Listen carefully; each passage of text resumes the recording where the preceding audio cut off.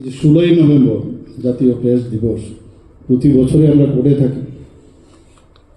এখানে মানুষও এত সুন্দরভাবে এখানে সব বরাবরই ভালো কথা বলেন, ভালো জিনিস কালেক্ট করেছেন। এর থেকে আজকে যারা এখানে সাংবাদিক বন্ধুরা আছেন অনেক কিছু শিখবেন, জানবেন এবং এই ধরনের যে আমার মনে হয় এর উপর সেমিনার অন্ততপক্ষে মানে ক্লাস করা প্রয়োজন, বিভিন্ন বিষয় নিয়ে টপিকস নিয়ে মানে অন্তত মান্থলি যদি করা যায় আরও বেটার হবে। এটা কিন্তু গ্যাপ থাকে, আমরা শুধু আজকের দিনে খালি করবো আর এরপর বছরে আমি এটা অনেকটা মানে শেখার বিষয়। আমরা যেমন ক্লাসে যেমন ক্লাস করাই স্টুডেন্টদের, তো প্রতিনিয়ত কিন্তু ব্রেইন স্টর্মিংয়ের একটা প্রয়োজন। আমি বলবো শুধু মানুষও না, আরও যারা যারা আছেন এখানে প্রেস ক্লাবের আছেন, আমাদের আইসিএ ডিপার্টমেন্ট থেকে আমরা হেল্প করবো। অন্তত মাসে একবারও যদি এইসব বিষয়ে একটা আলোচনা বিভিন্ন টপিকস নিয়ে, ফেক নিউজ দিয়েই হোক না, ইভেন এক এক সময় আমি নিজেও যখন নিউজ পেপার সকালে পড়ি আমি দেখি বলে হ্যাঁ কী করবো, এত নাম করা নাম শুনি, এত ভালো কাগজ, কিন্তু এমন একটা মানে এটা যে মানে কি বলবো ইনফরমেশনটা দেওয়া উচিত ছিল ভুল ইনফরমেশন দিচ্ছে। এটা কিন্তু এরকম না, এটা ধরুন তারিখেরই আমি বলছি, তারিখটাই ভুল দিই, মনে হলে একটু ফোন করে বলে দিই, এখন তো ছেপে গেছে কি করে দেবো। একদম 12টা অবধি, যেটা আমার পূর্ববর্তী বক্তা বলেছেন 12টা অবধি জাগতে হয়, 2টো অবধি জাগতে হয়, সেই জায়গার মধ্যে আমি জানি না এই মেকানিজম কীভাবে হবে। এ নিয়ে অনেক কথা হয়েছে যে ভুল শব্দ যেন না হয়, ভুল সংবাদ মানে অনেক সময় হিউম্যান এরর হিসাবে সেটা হয়। আমি আপনাদের যে সংবাদ যেগুলো পরিবেশিত হয়, আমি একটা নতুন এখানে আমার মনে হয় না ভারতবর্ষের কোথাও এই জিনিসটা হয়। আমি এর আগেও প্রেস ক্লাবের একটা সবাই আমি সেটা বলেছিলাম যে ত্রিপুরাতে ফোর্টনাইটলি আমি সেক্রেটারিয়েটে, এখন যেহেতু আমাদের এই টেকনোলজির যুগ সেটাকে ব্যবহার করে আমি সমস্ত এসপি এবং ডিএমডি সমস্ত ডিস্ট্রিক্টে আমি ভার্চুয়ালি ওনাদের সাথে কথা বলি এবং নিউজ পেপারের যতগুলো কাটিং আছে সেইগুলো তাদের কাছে আগেই পাঠিয়ে দিই এবং পাঠানোর পর ওনারা রেডি থাকেন। প্রথম একটু অসুবিধা হয়েছিল, কিন্তু এখন অনেকটা সুবিধা হয়েছে। তো অনেকগুলো কলম আমি রেখেছি যে সব কলমের কি সেটা কি ভুল না সত্য, তো সেগুলো আমি দেখি, মানে কথা বলি। প্রায় 4 আওয়ার্স এক একটা মিটিং হয়, কারণ প্রচুর সংবাদ থাকে এবং সেখানে যদি ভুল তথ্য থাকে আমি বলছি ওনাদেরকে রিজয়েন্টার দেওয়া। যদি দেখা যায় যে ওনারা এবং যেই জায়গায় খবরটা ছেপেছে সেখানে কিন্তু ছাপতে হবে এবং দিয়েছে কিনা সেটারও আপনারা ইনফরমেশন রাখবেন। এই যে একটা মানে হেলদি একটা কম্পিটিশন, কত তুমি ঠিকভাবে তোমার নিউজ করবে আর কত আমরা বলবো না তোমার নিউজটা ঠিক। এখন দেখা গেছে যদি ধরা যায় 50% দেখা যায় ভুল, রিজয়েন্ডার দিয়েছে, তাহলে রিজয়েন্ডার পরিমাণটা যদি কম হয় তাহলে একটা দারুণ বিষয় হচ্ছে, সরকারের জন্য একটা সুবিধা হবে। আজকে এখানে যে ইনফরমেশনগুলো আসছে, কারণ সরকার ঠিকভাবে চলছে কিনা, ঠিকভাবে কাজ করছে কিনা, সবচেয়ে বড় যে বিষয় ডেমোক্রেসিকে মেনটেন করতে গেলে যে সবচেয়ে যে ইম্পর্টেন্ট যে রোল, যদিও আজকে 4র্থ স্তম্ভ বলা হয়, আমার পূর্ববর্তী বক্তা বলেছেন, এটা কিন্তু ডিক্লেয়ার না, তারপর একটা বিরাট রোল জুডিশিয়ারি এবং আমাদের এই প্রেস মিডিয়া, তারা যদি সরকার ঠিকভাবে কাজ করছে কিনা তার উপর যদি এই যে ওয়াচ ডগের বিষয়টা, তাহলে মানুষের হয়ে আপনারা কিন্তু সেই কাজটা করছেন।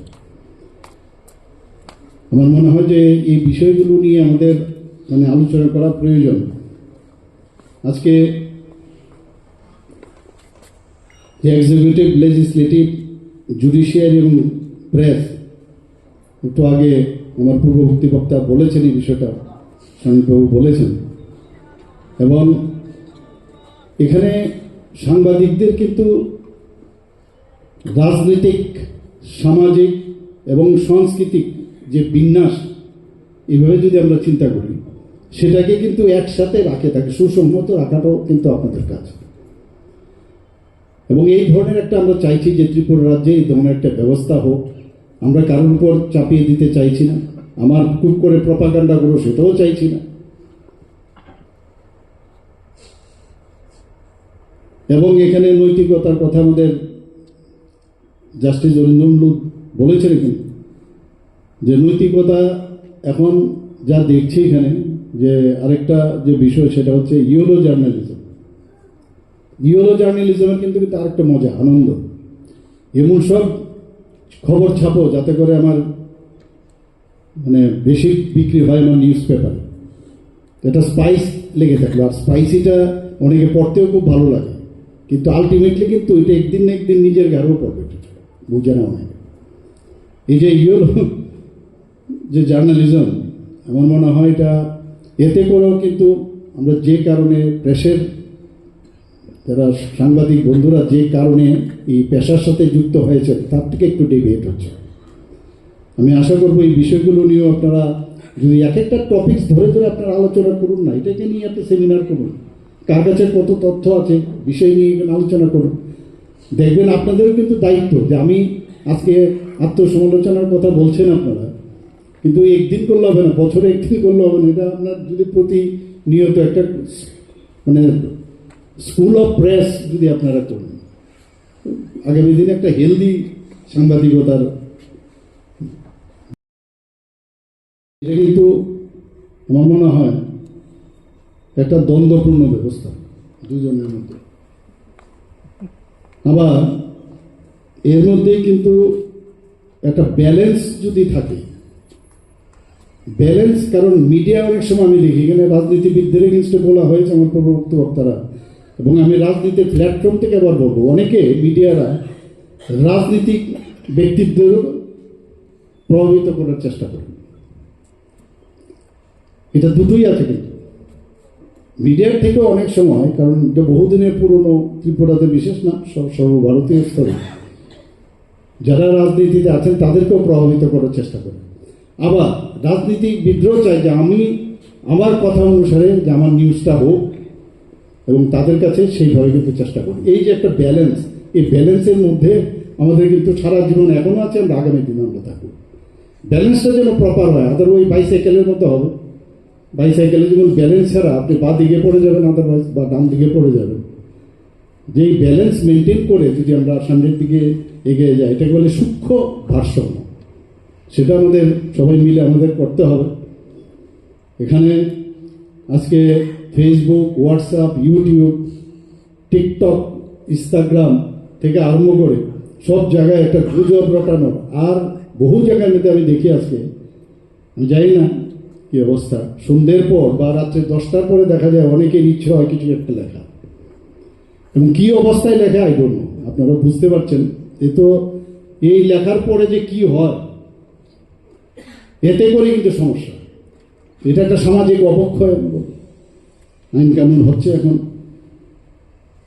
এবং এইগুলোর সমাধান কিন্তু আপনারাই সবাই মিলে যদি আমরা এই সমাধান করি, তাহলে আমার মনে হয় মিডিয়ার যে যেটা বলা হয়েছে বহু পুরনো যারা এখানে মিডিয়ার সাথে যুক্ত ছিল, তাদের একটা নতুনভাবে আবার পুনর্জাগরণের ব্যবস্থা হতে পারে। আমাদের মিডিয়াতে যারা যুক্ত হয়েছে, আমি বলবো, আমি আমার বলন চলন কথাবার্তা যা আমি বলি, আমি আজকে যে কোনো অনুষ্ঠানে আমি যেটা বললাম সেটা না, আমার ব্যক্তিগত জীবনেও যেন সেটা হয়, আমার কার্যক্ষেত্রেও যেন সেটা হয়, তাহলে বিশ্বাসটা কিন্তু বাড়বে না, সেটা আমি বলবো আপনাদের কাছে। আর আমরা এই সরকার মিডিয়া বান্ধব, আমি একটু আগে বলা হয়েছে, এবং সম্প্রতি যারা প্রবীণ বরিষ্ঠ সাংবাদিক তাদেরকে নিয়ে আমরা মিডিয়া উপদেষ্টা কমিটি গঠন করেছি। আমরা বিজ্ঞাপন, অ্যাক্রিডিটেশন, সাংবাদিক কল্যাণ সম্পর্কিত যেসব সাব কমিটি সেগুলোও গঠন করা হয়েছে। ওনারা অনেকগুলো সাজেশন আমাদের দিয়েছেন, এবং সেই প্রস্তাবগুলো আমরা ইতিমধ্যেই আমরা খুব শীঘ্রই সেগুলোকে বাস্তবায়িত করব। এর আগেও আমরা একটা প্রেস ক্লাবের মধ্যে আমরা একটা কর্মশালার আয়োজন প্রতি বছরই করে থাকি। এবার প্রায় 7 জন বিশিষ্ট সাংবাদিকরা দিল্লি, গুয়াহাটি এবং কলকাতা থেকে এসছেন। এবং আমি যেটা বলছিলাম যে এটা যেন ডে হিসাবে না হয়, আমি জানি না আপনারা, এটা তো অসুবিধা নেই যদি সেমিনার যদি আপনারা করতে পারেন।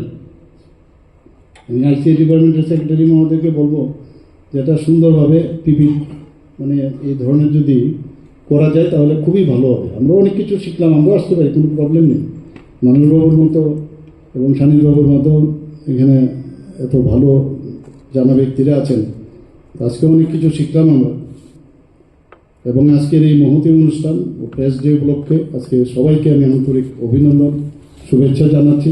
অনেক কিছু বলার ইচ্ছে ছিল, অনেক কিছু লিখেও এনে এসেছিলাম, কিন্তু সবসময় লাস্ট বক্তা আমি এত সব বলে ফেলে তারপর খুঁজে বুঝতে পারি না কোন দিকে ঢুকলে কি বলা যাবে। যাই হোক, আনন্দ পেয়েছি।